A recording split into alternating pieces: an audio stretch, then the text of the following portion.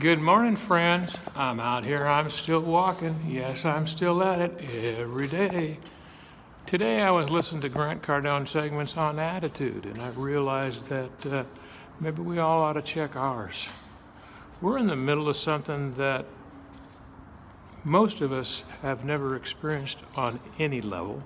Some of us who have some age on them, like me, have experienced some form of recession, some form of government oppressive control a couple of times in our life, and we've always come through it. The good news is you're going to get through it. The bad news is you're going to go through it. So your attitude will determine how this goes for you, how this goes for your family, and how this goes for everybody that you come in contact with. So check your attitude. Check where you're getting input from. Stay off of television, stay off of the news, and stay off of social media. The tone levels of those organizations is not where you want to live. It's not supportive of the kind of attitude that you want to have or be around. Think about it. If you're in a group of people and all they're doing is talking about the virus, or all they're doing is talking about being locked down, how does that help? That's like talking about air. I mean, come on. We're all, to some degree, being affected by it in certain ways. Now, some of you are fortunate enough to have thought about it far enough in advance that you're in essential service and you're busier than ever. Why? Because all of your competition went away by government control. So, that was a choice you made, and I applaud you for doing it.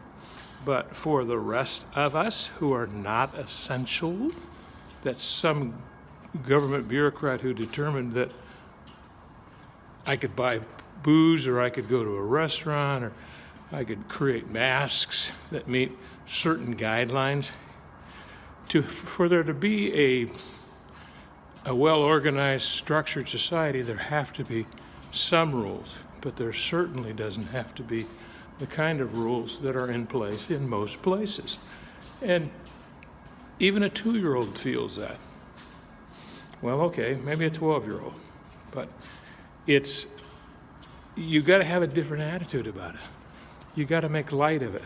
You got to accept the challenge. You got to do something about it. And it starts with you. Check your attitude. Check the things that are affecting your attitude. It's like when I think about the virus, I am so glad that it happened now. Can you imagine what it would be like if it had happened 15 or 20 years ago? Locked in your house, no cell phones, and no internet, and no cable. Whoa. And you thought you had it bad.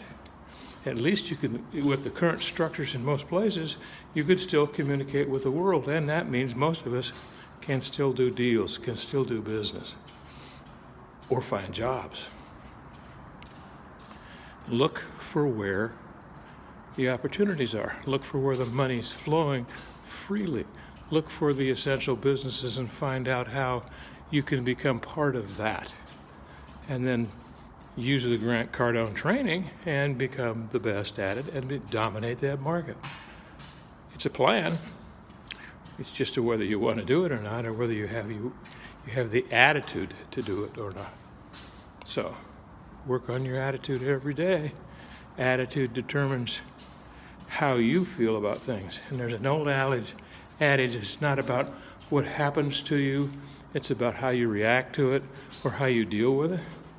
It's a lot easier to deal with this situation if you have a good attitude. And, your attitude goes up and down every day, depending upon what's happening. Just try to change your attitude toward positivity by 1% a day. This is the new 1%, the ones that understand that you need to improve your health, your relationship with your family, your relationship with your friends and your employees. Make it staticize it in a way that you can gauge how you're doing and decide that you're going to do it, then take action. But Not little teeny weeny Texans. Take massive action. 10x. And if you need any help or assistance for free, or if you want a program that I charge you, call me. 916-691-9192 and find out why people say, call Tom.